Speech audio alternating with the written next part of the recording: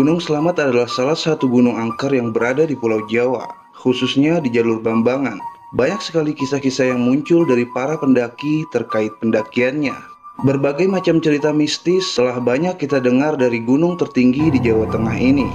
Sensasi yang berbeda akan kita dapatkan ketika mendaki ke gunung ini. Salah satu kisah mistis pendakian Gunung Slamet ini dirasakan oleh Kamal dan ketiga temannya. Sebut saja namanya Irham, Rangga, dan Dodi. Mereka berempat merencanakan pendakian ini dari jauh-jauh hari. Persiapan fisik dan mental pun sudah dipersiapkan. Meski begitu, belum ada satupun dari mereka yang pernah mendaki ke gunung ini. Mereka hanya mencari informasi seputar pendakian melalui internet. Sampai akhirnya hari H pun tiba. Mereka berempat berangkat menaiki bis dari salah satu terminal di Jakarta menuju Purbalingga. Kala itu bertepatan pada libur Idul Kurban. Alhasil, tiket bus tujuan daerah Jawa pun habis terjual. Mereka pun mendapati bus tambahan dan harus rela menunggu hingga jam 8 malam. Singkat cerita, bus tambahan pun tiba dan mereka berangkat tepat pada pukul 9 malam. Seperti hari-hari libur nasional, kepadatan lalu lintas terpapar jelas. Mereka terjebak macet di perjalanan. Perjalanan yang seharusnya hanya memakan waktu kurang dari 8 jam, tapi kala itu mereka menempuh perjalanan selama kurang lebih 15 jam. Mereka turun di pertigaan Serayu sebelum benar-benar sampai di terminal Bobotsari. Dari pertigaan Serayu, waktu sudah menunjukkan pukul 11 siang. Mereka harus menyewa omprengan untuk bisa sampai ke base camp Bambangan. Singkat cerita, mereka tiba di base camp tepat pukul 12 siang. Dengan rasa lelah, mereka langsung merebahkan badan di base camp sambil memesan makan siang yang sekaligus juga sarapan. Setelah beristirahat sejenak dan merapihkan kembali isi dalam keril, mereka pun memulai perjalanan. Mereka mulai bergerak sekitar pukul 1 siang. Kala itu, cuaca sangat terik sekali. Mereka berjalan dengan sangat pelan karena dari awal pintu gerbang pendakian, jalur sudah menanjak. Hanya sedikit sekali bonus. Mereka pun tiba di pos 1 sekitar pukul 3 sore. Di sana mereka beristirahat sambil menikmati semangka segar. Kala itu masih belum nampak hal-hal aneh. 15 menit kemudian mereka melanjutkan perjalanan menuju pos 2. Di pertengahan jalan menuju ke pos 2, Kamal melihat sesuatu dari celah-celah pepohonan. Tapi bentuknya samar-samar. Lantas Kamal pun menghiraukannya. Mereka terus berjalan sampai akhirnya mereka tiba di pos 2 sekitar pukul 5 sore. Mereka kembali beristirahat di warung pos 2. Kala itu cuaca mulai mendung. Nampaknya hujan akan turun dan terjadilah perdebatan di antara mereka. Kita ngecamp di sini aja kali ya? Baru pos 2 coy. Masih jauh banget ke atas. Ya tapi ini udah mau gelap. Mau hujan juga lagi. Ya elah, kan ada jas hujan, ada senter. Ya kan puncak gak bakal kabur juga kali. Setelah perdebatan, mereka memutuskan untuk melanjutkan perjalanan. Kala itu waktu menunjukkan pukul 5:30 sore. Mereka berjalan dengan kabut yang mulai turun. Di pertengahan jalan menuju ke pos 3, tiba-tiba hujan turun. Mereka pun langsung memakai jas hujannya masing-masing. Hari pun semakin gelap, headlamp dan senter mereka keluarkan. Hujan semakin deras mengguyur area itu. Baru 5 menit berjalan, tiba-tiba kaki kiri Kamal kram. Ketiga temannya pun segera membantu Kamal untuk meluruskan kaki Kamal dan mengoleskan balsam sambil mengurutnya. 5 menit kemudian, kaki Kamal sudah terasa membaik. Mungkin karena efek 15 jam berada di bis dengan kaki menekuk. Saat mereka mau melanjutkan perjalanan, sayup-sayup terdengar suara azan maghrib. Mereka melihat jam kala itu tepat pukul 6 sore. Mereka pun lanjut berjalan karena hujan yang sangat deras dan tidak ada tempat untuk beristirahat. 5 menit berjalan, tiba-tiba kaki Kamal kembali kram. Tapi kali ini kaki yang sebelah kanan. Ia merasa seperti betisnya terikat dengan tali yang sangat kuat.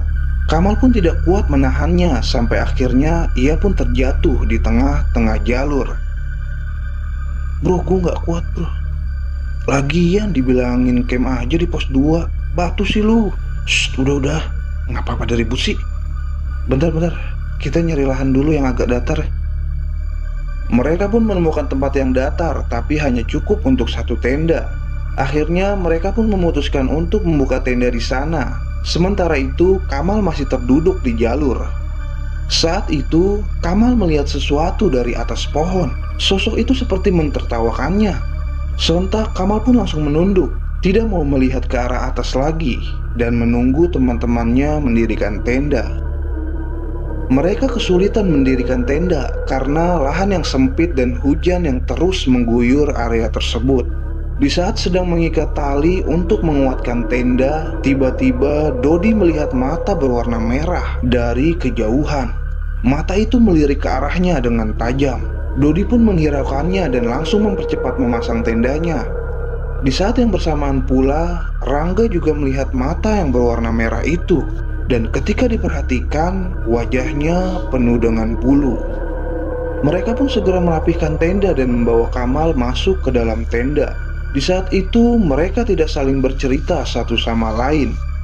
Karena sudah mengisi perut saat di pos 2, mereka tidak memasak. Mereka langsung mengeluarkan sleeping bag untuk beristirahat. Saat itu Kamal langsung tertidur karena saking lelahnya. Rangga dan Dodi pun saling menatap. Mereka ingin menceritakan apa yang masing-masing ia lihat. Tadi gue ngeliat. Gue juga lihat. Apaan? Apaan lu pada ngeliat apaan?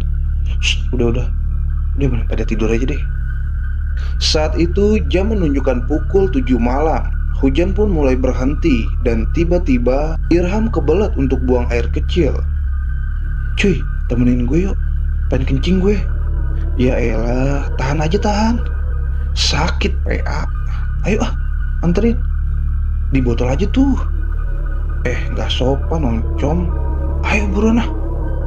Akhirnya Dodi pun mengantarkan Irham keluar untuk buang air kecil. Saat Irham sedang membuang air kecil, sayup-sayup ia mendengar suara-suara aneh, seperti suara-suara anak ayam.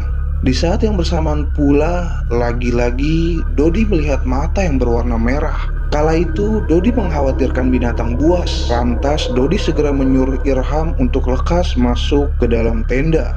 Mereka pun masuk dalam keadaan ketakutan. Rangga yang menunggu di dalam pun bertanya kepada Irham dan Dodi kenapa mereka sampai ketakutan. Tapi Dodi dan Irham enggan menceritakan. Malam pun semakin sunyi. Kamal tertidur dengan lelapnya. Kemudian Rangga pun tertidur. Sementara Irham dan Dodi masih memikirkan perihal apa yang ia lihat dan dengarnya. Tiba-tiba 15 menit kemudian, di saat Irham mulai mengantuk dan ingin memejamkan matanya, sayup-sayup ia mendengar suara dari luar tenda yang mengatakan, "Sini, keluar Ham, sini." Suara itu seperti tak asing yang sering didengar oleh Irham, mirip seperti suara kakaknya. Dengan pikiran setengah sadar, sontak Irham bangun dari tempatnya dan bergegas keluar dari tendanya. Tapi di saat itu Dodi melihat Irham yang hendak keluar, lalu menghentikannya. "Mau kemana lu?" "Hah? Kenapa Dot? Lu mau kemana? Mau kencing lagi?" "Loh, perasaan tadi gue mau tidur. Kok?"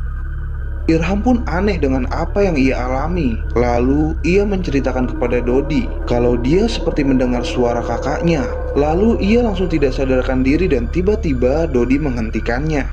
"Gak tahu Dot, tadi gue dengar suara persis kayak suara kakak gue. Udah gitu gue gak inget lagi." "Astagfirullahaladzim, banyak-banyak nyebut Ham. Soalnya gue gak dengar suara-suara apa-apaan dari tadi.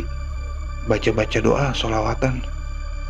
Akhirnya Irham dan Dodi pun bersolawat, berdoa memohon perlindungan kepada Tuhan Yang Maha Esa. Dan sampai akhirnya mereka pun tertidur. Keesokan harinya Kamal terbangun. Kala itu jam menunjukkan pukul 7 pagi. Lantas ia pun segera membangunkan Dodi, Rangga, dan Irham. Setelah semuanya terbangun, mereka pun memasak sarapan. Saat itu, Kamal keluar untuk mengeringkan pakaian yang basah karena terkena hujan semalam. Terkejutnya, Kamal melihat tendanya yang berada kurang lebih 10 meter dari jalur. Padahal semalam ia melihat teman-temannya mendirikan tenda persis di sisi jalur. Lantas ia pun langsung memanggil teman-temannya yang di dalam tenda. "Bro, keluar deh. Ada yang aneh." Lantas ketiga temannya pun keluar dan benar saja, mereka melihat tendanya sudah berpindah dari tempat mereka mendirikan tenda. Tapi mereka berpikir positif. Mungkin saja karena malam yang gelap, mereka tidak sadar kalau mendirikan tenda agak jauh dari jalur. Mereka tidak memperdulikannya dan meneruskan memasak sarapan. Seberes menyantap makan, mereka pun segera merapikan tenda dan kembali melanjutkan perjalanan. Sekitar pukul setengah 9 pagi, mereka mulai bergerak. 15 menit kemudian, mereka tiba di pos 3. Di sana sudah ramai sekali para pendaki. Mereka pun hanya rehat sejenak, kemudian melanjutkan perjalanan menuju ke pos 4. Singkat cerita, mereka tiba di pos 4 sekitar pukul setengah 11 siang. Mereka memutuskan untuk beristirahat di pos yang terkenal angker itu. Di sana, mereka menyempatkan untuk berfoto-foto dan memasak air untuk menyeduh kopi. Tidak terjadi keanehan atau keganjilan pada saat itu. Puas menikmati kopi, mereka kembali berjalan menuju ke pos 5. Sesampainya di pos 5, Kamal dan Rangga segera ke sumber air untuk mengisi air perbekalan. Mereka sedikit menuruni trek untuk bisa sampai ke sumber air tersebut. Sesampainya di sumber air, Rangga mengisi air di botol-botol yang kosong, sedangkan Kamal hanya menunggunya di belakang Rangga. Tiba-tiba, Kamal kembali melihat sesuatu yang aneh. Ia melihat sosok hitam, tapi dengan bentuk yang samar-samar. Sontak Kamal pun langsung menyuruh Rangga untuk cepat-cepat kembali ke pos 5. "Kenapa, Mal? Gak apa-apa, yuk cepat yuk." Mereka pun kembali ke pos 5 dan langsung mengajak Dodi dan Irham untuk kembali berjalan. Pos demi pos pun mereka lalui sampai akhirnya mereka tiba di pos 7 dan kembali mendirikan tenda. Ketika mereka bermalam di pos 7, malam itu bertepatan dengan malam takbir Hari Raya Idul Kurban. Di pos itu terdengar gema takbir dari masjid-masjid yang berada jauh di bawah sana. Padahal pos 7 sudah berada di ketinggian 3000 meter, tapi suara-suara takbir tersebut jelas hingga menggema. Mereka pun ikut bertakbir dan malam itu terasa damai hingga mereka tertidur dan kembali terbangun sekitar pukul 4 pagi untuk melakukan summit. Mereka bergerak naik dengan ratusan pendaki lainnya. Mereka semua bergerak ke arah yang sama, yaitu puncak Gunung Selamat. Pagi itu sangat indah sekali. Matahari pun muncul tanpa malu-malu dari ufuk timur.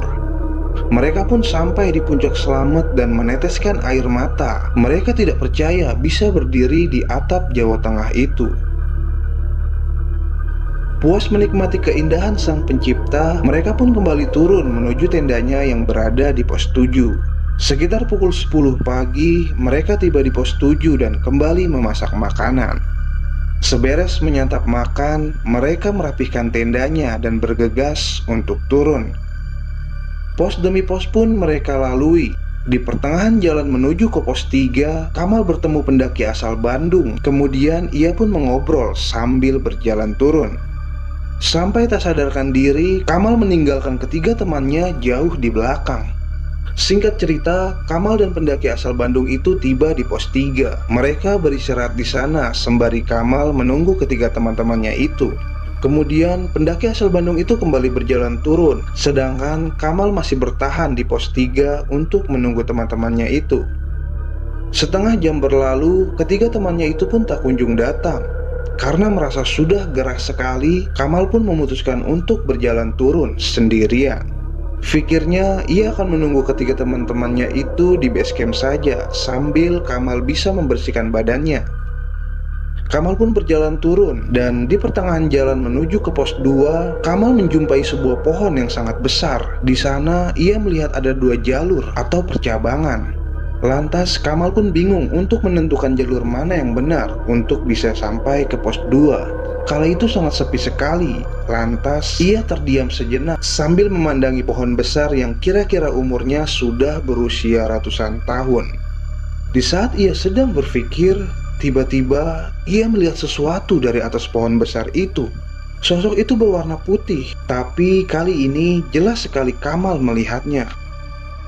Sontak ia pun kaget dan segera berlari dari area itu. Tapi ketika ia hendak berlari, pergerakannya seperti terkunci, kakinya seperti kaku. Ia pun hanya terdiam di sana. Ia bingung kenapa kakinya bisa tidak bergerak. Tiba-tiba ia mendengar suara orang-orang yang ramai sekali, seolah-olah sedang mengobrol dan tertawa. Suara itu berasal dari arah kiri jalur. Sedangkan ia juga mendengar suara aliran air. Suara itu terdengar dari arah kanan jalur. Tiba-tiba kakinya sudah bisa kembali digerakkan. Dan suara-suara dari kedua jalur tersebut kembali hilang. Kemudian Kamal pun kembali melihat ke arah pohon besar itu.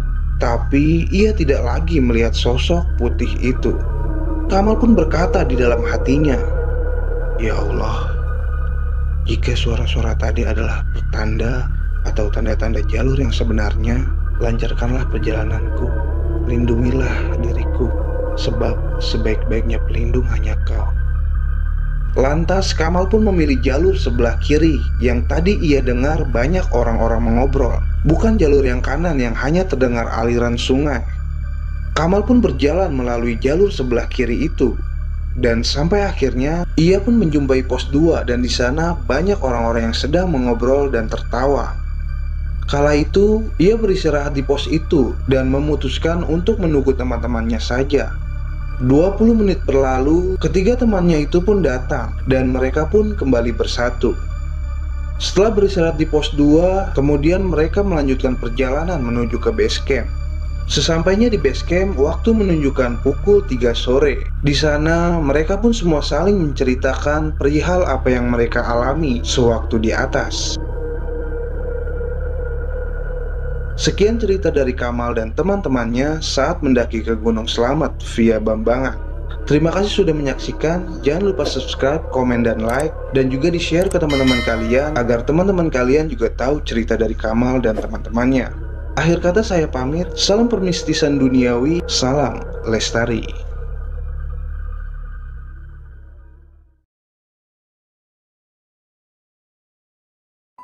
Sekitar 3 tahun lalu, tepatnya di bulan April 2017, Melati mendaki ke Gunung Slamet bersama mantan pacarnya, sebut saja namanya Rizky, dan juga kedua teman Rizky, sebut saja Rian dan Burhan. Total mereka berempat. Awal keberangkatan, perasaan sudah tak karuan, ditambah Melati tidak pamit ke orang tuanya.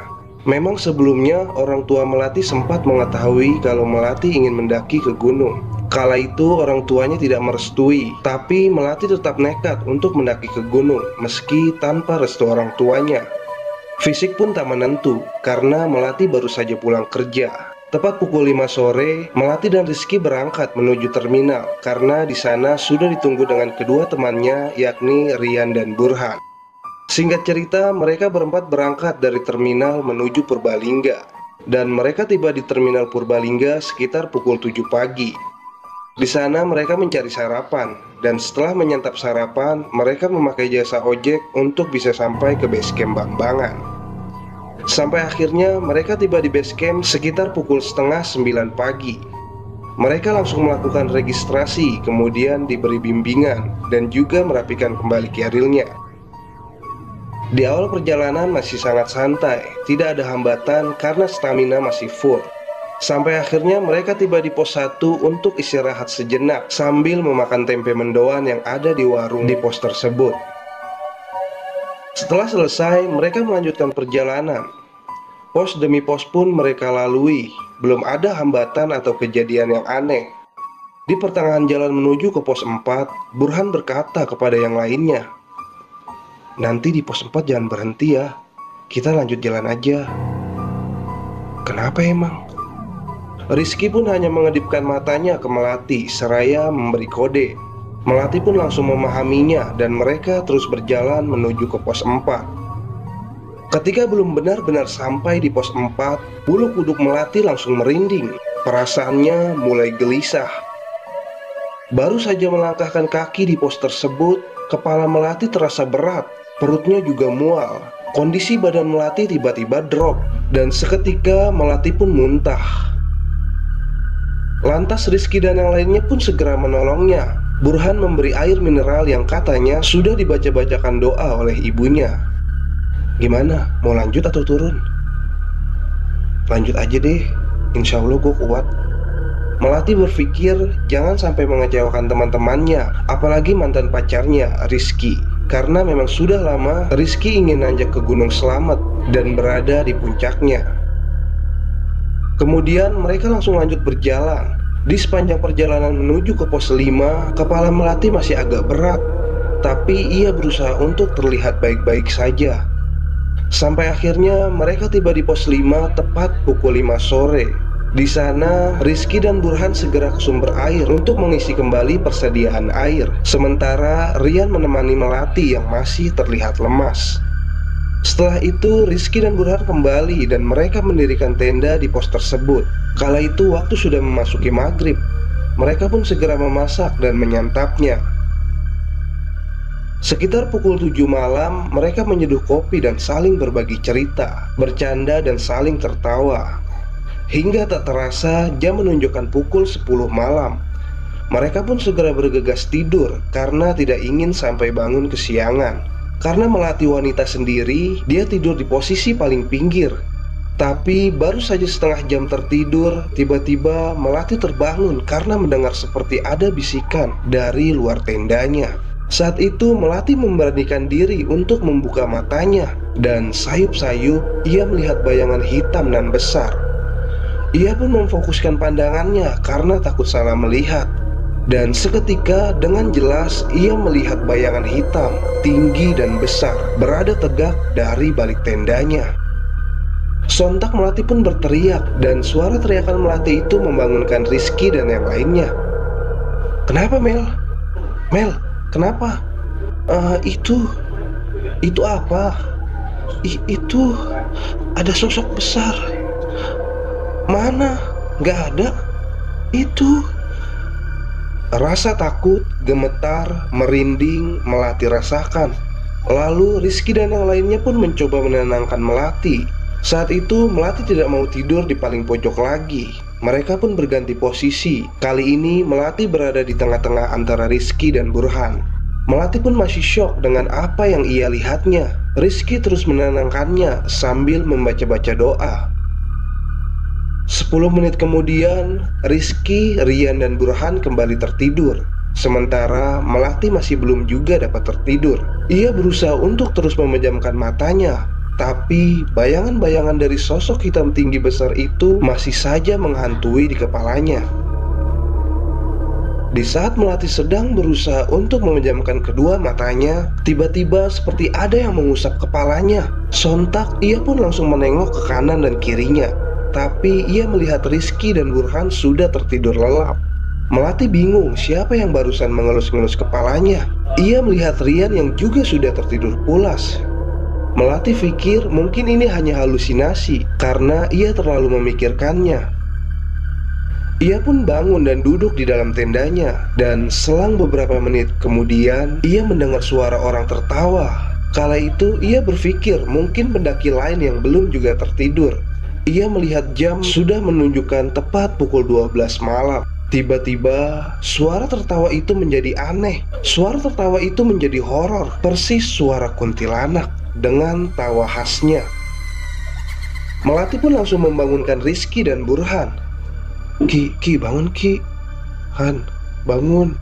Kenapa Mel? Gak apa-apa, gak bisa tidur nih. Temenin ngobrol dong. Akhirnya Rizky dan Burhan pun menemaninya ngobrol. Dan Rian pun juga terbangun karena mendengar teman-temannya mengobrol. Mereka mengobrol tentang hal-hal yang lucu dan menghibur. Sampai tak terasa jam pun menunjukkan pukul 3 pagi. Mereka pun segera memasak sarapan, lalu bergegas untuk summit. Sekitar pukul setengah 4 pagi, mereka memulai perjalanan. Mereka bergerak menuju ke pos 6 dan pos 7. Saat melewati pos 7, badan Melati kembali merinding. Dan tiba-tiba seperti ada yang menarik perhatiannya untuk menengok ke suatu pohon. Ketika ia melihat ke arah pohon tersebut, tiba-tiba ia melihat sesosok kuntilanak sedang duduk di atas pohon. Tapi Rizky, Burhan, dan Rian tidak melihat apa yang Melati lihat. Lantas Melati hanya menunduk dan tidak menceritakan perihal apa yang ia lihat. Sosok kuntilanak itu sangat jelas sekali terlihat. Dan lebih horornya lagi, sosok itu mengikuti Melati sampai di pos 8, batas vegetasi. Di saat sampai di pos 8, Melati menoleh ke belakang dan sosok kuntilanak itu sudah tak nampak lagi. Syukur Melati merasa lega. Kala itu jam menunjukkan pukul 5 pagi. Mereka melanjutkan perjalanan menuju Pelawangan atau pos 9. Sesampainya di sana, Burhan dan Rian memutuskan untuk tidak melanjutkan perjalanan ke puncak. Mereka hanya memilih turun dan memasak di pos 5. Alhasil Melati hanya bersama Rizky naik menuju ke puncak Gunung Selamet. Di perjalanan menuju puncak, trek bebatuan dan vertikal sangat menguras tenaga. Saat itu Rizky mengulurkan tangannya ke Melati dan menariknya perlahan seperti para bucin pada umumnya. Ya, singkat cerita, mereka tiba di puncak sekitar pukul 7 pagi. Seperti kebanyakan orang, sambil menikmati keindahan Sang Pencipta, mereka berfoto-foto di puncak Gunung Selamet. Puas menikmati pemandangan di puncak, mereka pun bergegas turun. Mereka turun bersama rombongan pendaki lainnya. Saat itu, perasaan Melati tiba-tiba tidak enak. Mereka terus berjalan turun, dan ternyata benar perasaan Melati yang tidak enak itu. Mereka salah turun. Mereka agak bergeser ke arah kanan jalur. Mereka tersesat. Tapi beruntungnya mereka tidak hanya berdua. Ada juga rombongan pendaki lain yang ikut turun bersamanya. Setelah ngobrol dengan rombongan pendaki itu dan sadar kalau jalan yang dilaluinya salah, mereka pun agak melipir ke kiri jalur. Saat itu Melati mulai dehidrasi karena air yang dibawanya sudah habis. Ia mau meminta kepada rombongan pendaki itu, tapi tidak enak karena air yang dibawa oleh rombongan pendaki itu juga tinggal sedikit. Lantas Melati hanya menahan saja. Sampai saat kemudian tiba-tiba kaki Melati kram. Ada-ada saja musibah yang dialaminya, pikirnya. Lantas salah satu dari rombongan pendaki itu mengeluarkan obat urut dan mengaplikasikannya ke kaki Melati. Sampai akhirnya kaki Melati mulai bisa digerakkan lagi. Mereka lanjut berjalan. Di sana jalan yang dirasa rumit semakin susah karena banyak batu yang rapuh, membuat Melati harus berusaha payah untuk melaluinya. Beruntungnya ada Rizky dan rombongan pendaki yang ramah-ramah, yang senantiasa menolongnya dan selalu memberikan support. Saat itu keadaan kaki Melati sampai lecet-lecet karena sepatu yang slip. Dan lama-kelamaan mereka menemui jalur yang sebenarnya dan menjumpai pos 9 atau Pelawangan. Sesampainya di pos 9, Rizky dan Melati langsung lanjut berjalan turun, sedangkan rombongan pendaki itu memutuskan untuk rehat sejenak. Mereka berjalan turun dengan kaki Melati yang tertatih. Rizky pun terus menyemangatinya sampai akhirnya mereka tiba di pos 8. Di sana mereka bertemu dengan kakek-kakek tua yang sedang mencari kayu. Tapi anehnya kakek tua itu tidak membawa kayu sedikit pun. Dari mana, kek? Habis nyari kayu nih. Tadi kesasar ya, dek? Iya, kek. Kok kakek tahu? Mereka mengobrol sambil berjalan turun. Melati dan Rizky berjalan di depan, sedangkan kakek itu mengikutinya di belakang. Sampai tak sadarkan diri, suara kakek tua itu tak lagi terdengar. Lantas Melati pun menoleh ke belakang, dan ternyata kakek tua tersebut sudah tak nampak. Mereka pun menghiraukannya dan langsung melanjutkan perjalanan sampai tiba di pos 7.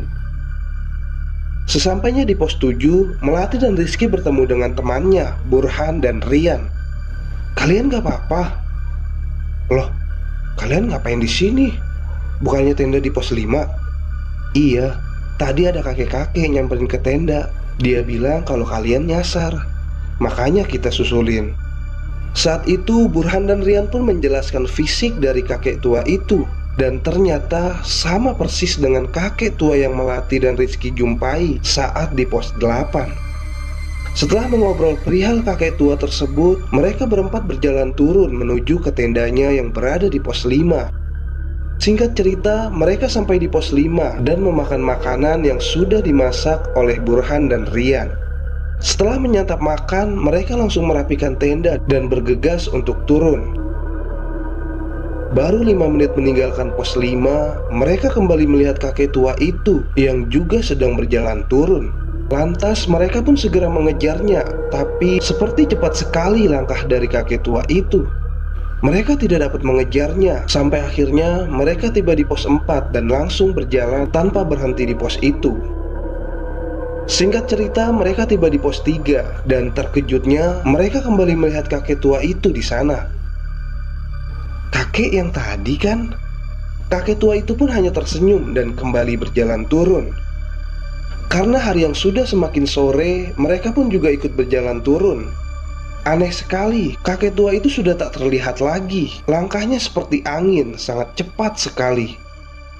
Sampai akhirnya mereka kembali bertemu dengan kakek tua itu di pos 1. Dan di sana kakek tua itu berucap kepada Melati dan yang lainnya, "Hati-hati di jalan ya, Dek." Kemudian kakek tua itu pun langsung berjalan turun, lalu menghilang. Mereka menyempatkan untuk beristirahat di pos 1, dan setelah 10 menit berlalu, mereka pun turun dan tiba di base camp sekitar pukul 4 sore. Kemudian mereka pun langsung menyewa omprengan untuk menuju ke terminal, dan mereka pun selamat sampai di rumah.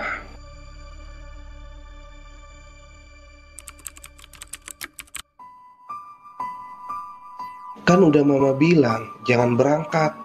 Masih untung kamu selamat. Besok-besok jangan diulangi lagi.